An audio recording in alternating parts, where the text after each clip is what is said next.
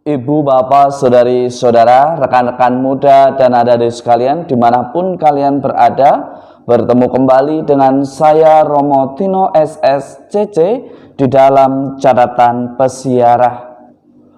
Di dalam perjalanan dinamika kehidupan, tidak setiap hari kita akan merasakan sukacita atau kebahagiaan, tetapi juga ada penderitaan, ada cerita kegagalan, dan ada tantangan hidup yang mendewasakan. Tetapi jangan sampai segala hambatan, tantangan, dan persoalan hidup membuat kita tidak setia.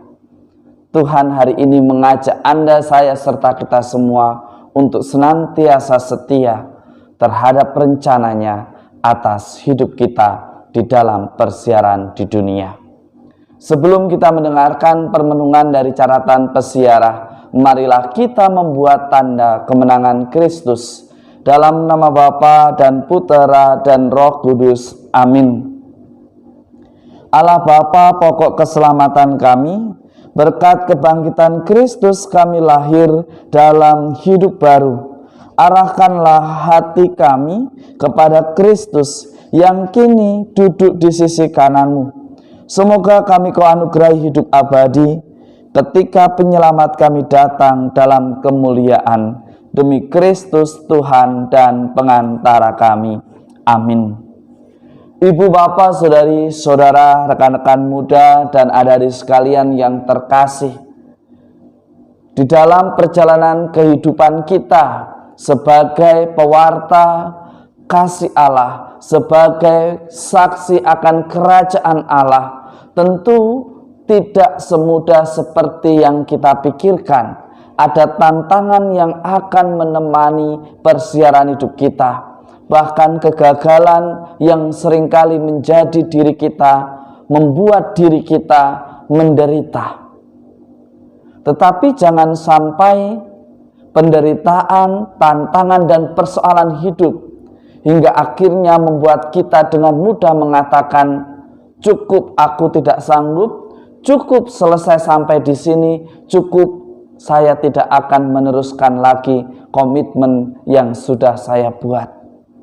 Mari kita belajar dari Rasul Paulus, sebagaimana ia senantiasa mendengarkan firman Tuhan, dan firman Tuhan kepadanya seperti ini.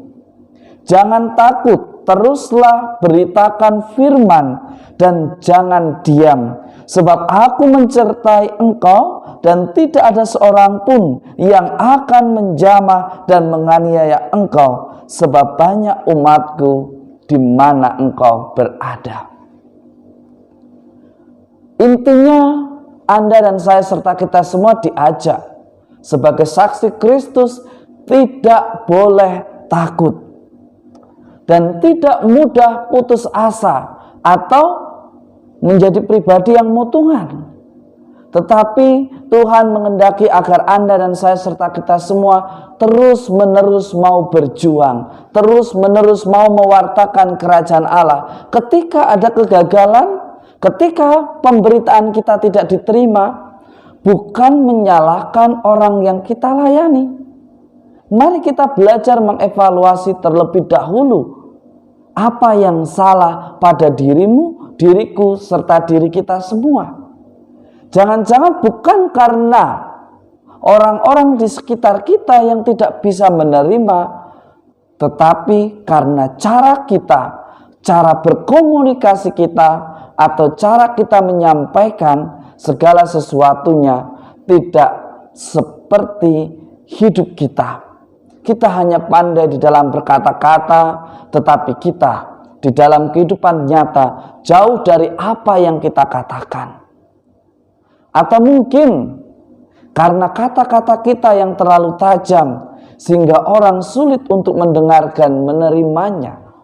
Ingatlah bahwa kebenaran yang diwartakan tidaklah semudah seperti apa yang kita pikirkan ketika kebenaran yang disampaikan mengganggu kenyamanan bagi kelompok-kelompok yang sudah nyaman di dalam perbuatan yang tidak benar. Tentu pengalaman ditolak bukan dijadikan sebagai tolak ukur keberhasilan. Tetapi mari kita belajar dari penolakan itu. Apa yang salah? Apakah Anda, saya, serta kita semua berkata-kata tetapi tidak sesuai dengan apa yang kita lakukan, tidak sesuai dengan fakta yang sudah kita jalani? Ibu, bapak, saudari, saudara, rekan-rekan muda, dan adik-adik sekalian yang terkasih, di dalam Injil suci menurut Yohanes jelas dikatakan dengan tegas kepada kita semua, firman-Nya itulah yang disampaikan oleh Yesus. Tidak ada seorang pun yang dapat merampas kegembiraan itu daripadamu. Penderitaan, persoalan hidup, atau permasalahan kecil yang mengikis komitmen kesetiaan kita, itu semua tidak akan merampas kebahagiaan kita ketika Anda, saya, serta kita semua tidak membiarkan hal itu terjadi. Seringkali kita yang membiarkan, bahkan kita mengucapkan, bahkan kita mengatakan, cukup, sudahlah, bubar saja, cukup, saya tidak sanggup lagi. Sudahlah, kalau gitu kita selesai saja. Tidak usah satu kelompok, tidak usah dalam satu keluarga lagi. Seringkali kita yang membiarkan hal itu terjadi karena merasa tidak sanggup. Ketika beban hidup terasa berat, ingatlah seorang tokoh Ayub dalam Perjanjian Lama. Seseorang yang begitu sabar, yang begitu setia, yang begitu taat pada proses yang hendak ia jalani. Seseorang yang bergelimpangan harta, memiliki banyak pekerja, memiliki banyak hewan peliharaan, diberikan istri yang setia dan anak-anak yang cerdas. Tetapi suatu ketika semuanya itu hilang. Seketika itu juga hilang. Anak-anaknya meninggal, dibunuh. Domba ternaknya dihilangkan, dicuri orang. Para pesuruh dibunuhnya. Dan juga istrinya dibunuh oleh orang-orang jahat. Hingga tinggal Ayub seorang. Tetapi ia tidak pernah mengkhianati. Ia tidak pernah menjadikan penderitaan sebagai sebuah hukuman. Seolah-olah Tuhan tidak setia kepada kita. Tetapi Ayub mengatakan penderitaan datang karena mungkin ada kesalahan di dalam pilihan. Karena Tuhan ingin memberikan sesuatu yang lebih di dalam hidup kita. Tentu penderitaan dan persoalan kalau kita hayati dengan betul akan menjadi pendewasaan iman kita, cara hidup kita. Hari ini adalah novena Roh Kudus yang pertama. Mari Anda dan saya serta kita semua berdoa memohon 9 karunia Roh Kudus agar kita sungguh dikuatkan di dalam iman, agar kita tidak mudah menyerah, agar kita tidak mudah berputus asa. Semoga berkat Tuhan senantiasa melindungi dan memberkati kita, Bapa dan Putera dan Roh Kudus. Amin.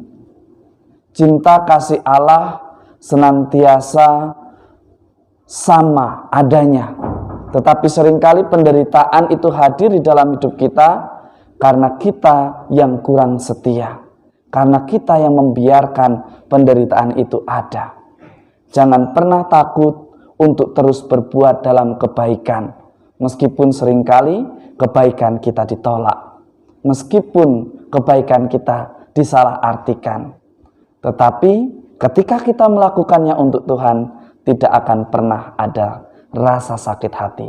Yang ada adalah sukacita karena Tuhan sudah mengasihi kita. Selamat beraktivitas, Tuhan memberkati. Amin.